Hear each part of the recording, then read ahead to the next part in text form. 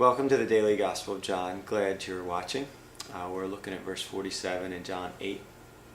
Jesus is speaking. He who belongs to God hears what God says.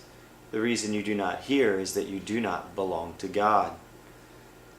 Later in John we're going to read where Jesus uses the metaphor of a shepherd and sheep and says, I am the good shepherd and my sheep will hear my voice. And when they hear my voice, they will follow me. They will recognize his voice.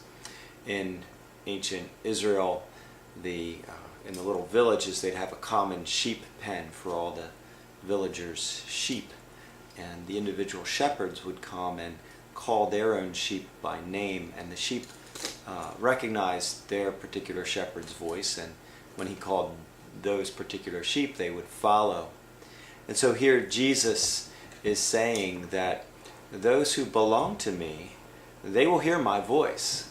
They will hear the Father, and they will follow. There'll be that sense of understanding him. And then he says about these others, but you who do not belong to God, the reason you cannot hear is because you don't belong to him. You're not his sheep. And that sounds a little backwards in a sense, because we've heard elsewhere Jesus said, whoever hears my word and believes has eternal life. So it seems like, well, in order to belong, you have to hear. But he's also saying here, in order to hear, you have to belong to God. Now, in Luke 19 it says Jesus came to seek and to save the lost.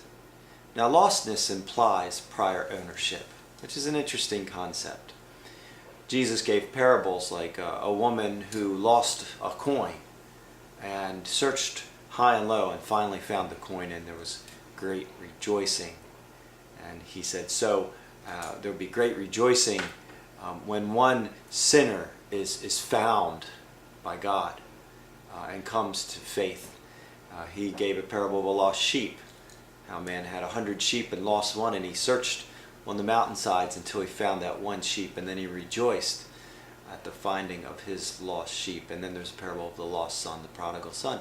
Great joy when he returned. But the implication in all three is that lostness presupposes prior ownership, and that there was a sense of loss and a desire to seek and to find. So if you hear God, if you have a desire to hear God, it's because you are precious to him. Before you knew him, he knew you. Before you sought him, he sought you. He's calling you by name. And if you have no desire to hear from God, which would be crazy, because why would you be watching this if you didn't? But if you don't want anything to do with what God says, maybe really do business with God.